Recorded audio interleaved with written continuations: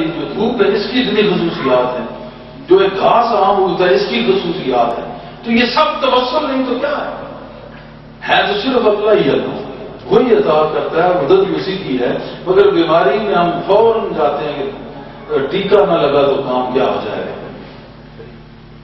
تو یہ کیا ہے؟ یہ سب توسل اور توسطی ہے. تو اسی طرح باطن کی طرف آنے کے لیے بھی ٹیچر چاہیے، اس کو نصیحت کیا دیں گے.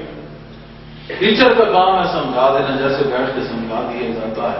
اب جن لوگوں نے چلا کیا اور وظائف صحیح کیا، خاموش رہے، ہر ایک چیز سے اجتناب کر کے یکسوئی کے ساتھ، مجھے جب یوں ان کے پیغامات جاتے رہے، اللہ کا اتنا فضل ہوا کہ بیان نہیں کر سکتا.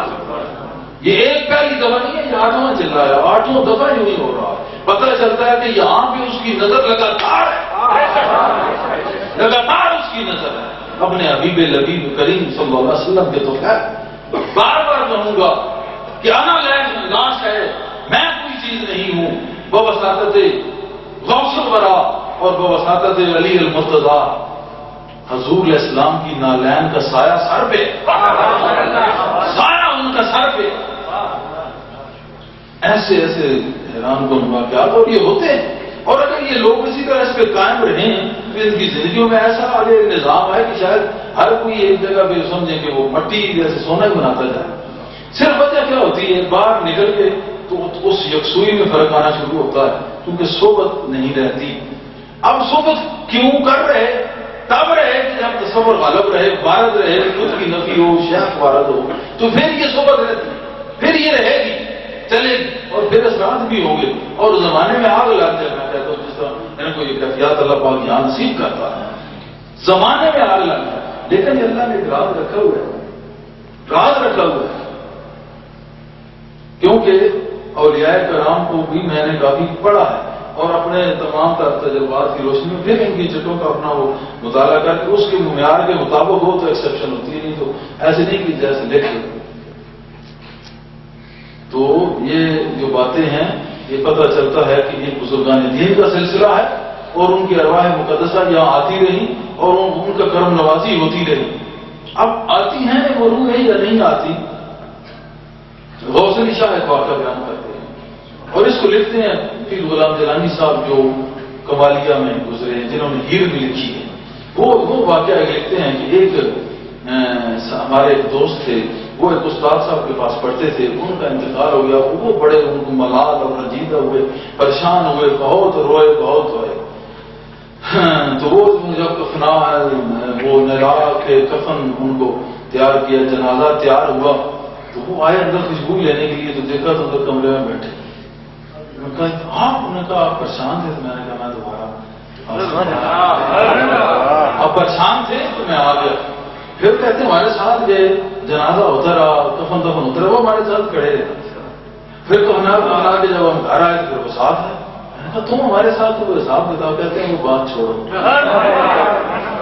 وہ بات چھوڑو. پھر وہ کہتے ہیں روز مجھے ملنے آتے رہے، سگریٹ کے روز آتے رہے. ایک دن ایسا ہوا کہ وہاں جو ہے نا کوئی کسی چیز وہ پیشاب کر دیا کسی بچے نے جیسے، تو اس کی جو ہے نا وہ پیشاب کسی نے کر دیا تو اس کی بو تو ہوتی ہے. تو وہ آئے تو انہوں نے کہا ذرا بو آ رہی ہے، کیا وجہ ہے؟ فلانے کا پیشاب یہ کا تو تھا. وہ میں نے بڑا مدد کی، پتہ نہیں کیسے. تو انہوں نے کہا ٹھیک ہے، تمہارا عالم اور ہے، ہمارا عالم اور ہے، تم ادھر ہم ادھر. وہ کہتا میں نے اتنی معذرت کی، لیکن پھر وہ روکے نہیں کر گئے، آج تک پھر مڑ کے نہیں آئے. یہ ایسے ہوا کہ یہ ہونا تھا، ایسے مسلسل وہ رہ نہیں سکتے تھے. یہ ایک نظام، ایک اللہ پاک نے ایک نظام رکھا ہوا ہے. روحیں ویسے بھی آتی ہیں، اب بھی آتی ہیں، نظر نہیں آ رہے. وہ تو آزاد ہے، مقید نہیں. 40 دن تک حدیث میں ہے کہ جہاں روح نکلے وہاں جاتی ہے. پھر یہ بھی یہ قبر کے کھڑے ہو کے اس کو تلقین کرو، تمہارا رب کون ہے، رسول کون ہے، تلقین قبر کے اوپر کھڑا ہو گیا. یہ بھی شرع شریف بتا رہی ہے. تو قبر پہ اور مٹی اور اس میں آواز اور یہ چیزیں، تو یہ سب کچھ ہے. مگر بات اس وقت نہیں بنتی نا جب ہم اصل چیز کا دامن چھوڑ دیتے ہیں، اصل محفلوں کو. اس وقت ہمارے پلے کوئی شاید نہیں پڑتی. ان جاہلوں کو پیچھے لگ کے خود بھی جاہل ہو کے اپنی زندگی کو برباد کر لیتے ہیں. کبھی ایسے لوگوں کی زندگی میں میں نے سکون نہیں دیکھا. نہ چہرے پہ سکون ہے نہ دل میں سکون ہے. یعنی چہرہ بھی بے نور اور دل بھی بے نور. چہرہ بتاتا ہے انسان کا کہ یہ کن کے ساتھ نسبت والا ہے، یہ ایسے ہی پراپر چینل ہے، وداؤٹ چینل وداؤٹ والے کو کوئی بات ہی نہیں ہوتی. میں گڈی ہاتھ ڈور سجن، گڈی جو اڑتی ہے یہ ڈور بھی اڑتی ہے، اور ڈور جو ہے وہ سجن کے ہاتھ میں ہوتی ہے، جیسے اور جتنا اس کو اونچا اڑائے. تو میں یہ کہہ رہا تھا کہ جو بات شروع ہوئی کہ یہ جو نسبتیں ہیں، یہ آپ کا بیٹھنا اور جناب علی المرتضیٰ کا یہ فیضان ہے، یہ کلندریہ سلسلہ پہ خاص کر ان کا فیضان ہوتا ہے. یہ بات بالکل اس کے لیے تخصیص اور مخصوص ہے کہ جناب علی المرتضیٰ کا فیضان بھی یہاں ایسے باتیں ہوتی ہیں. تو سراپا پھر انہیں کو ہی نظر آتا ہے جہاں سے انسان کو مل رہا ہو. جیسے امام شافعی نے کہا کہ میں بھی اس معاملے میں بھی حیران ہو سکتا ہوں گیا. تو سراپا انہیں کا نظر آتا ہے. جب راز مل جائے تو پھر ان کا سراپا ادھر ہی دیکھنا پڑتا ہے.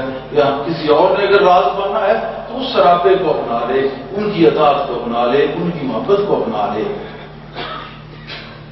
آقا علیہ الصلوۃ والسلام ایک اور حدیث بھی رقم ہے، میں وہ بیان کرتا ہوں کہ ایک شخص اس کو ہمار کہتے نشہ بہت پیتا تھا.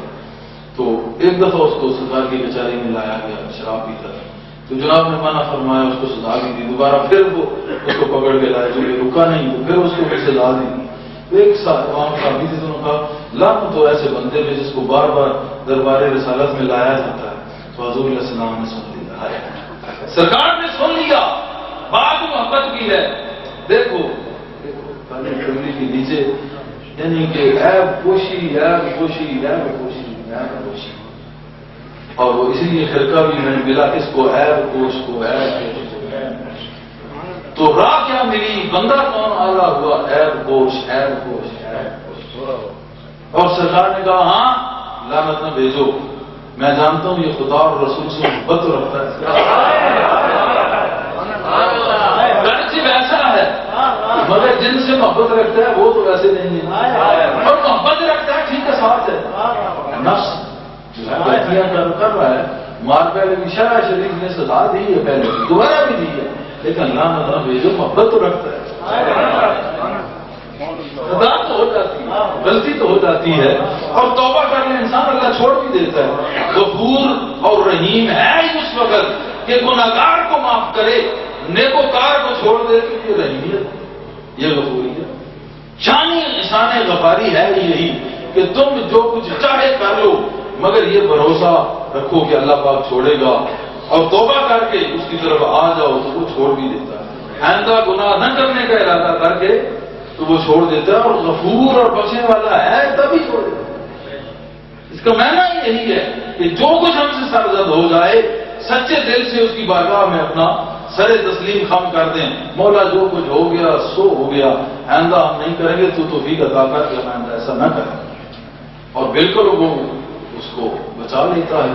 اور دعا اللہ پاک ہم سب کے گناہوں کو معاف کرو، یہ توفیق دے کہ آئندہ ہم اس طرف جا ہی نہ سکیں، اور جدھر آئے ہوئے ہیں ادھر ہی لگے رہیں، اور اسی میں خاتمہ ہو، اور اٹھیں انہی مجلسوں میں. وہاں بھی کیا ہو کہ انہی کا سراپا بیان ہو، انہی کے جلووں کے ترانے گائے جا رہے ہوں. اور ایک ہے بغیر دیکھے کسی کے گن گانا، اور دیکھ کے گانا پھر بات ہی کچھ.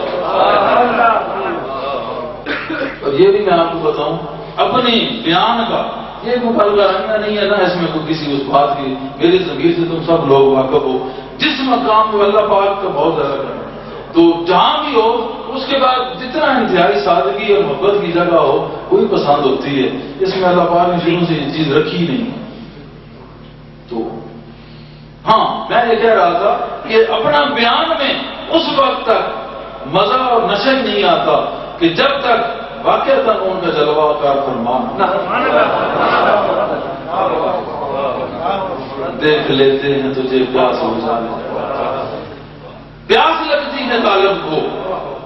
اور کمال مطلوب ہے کہ مطلوب ایسے دنیا کے کہ بندہ ان کے سامنے جائے تو چہرہ ظاہری دکھاتے ہیں، مطلوبوں کی پیاس جو ہے طالبوں کی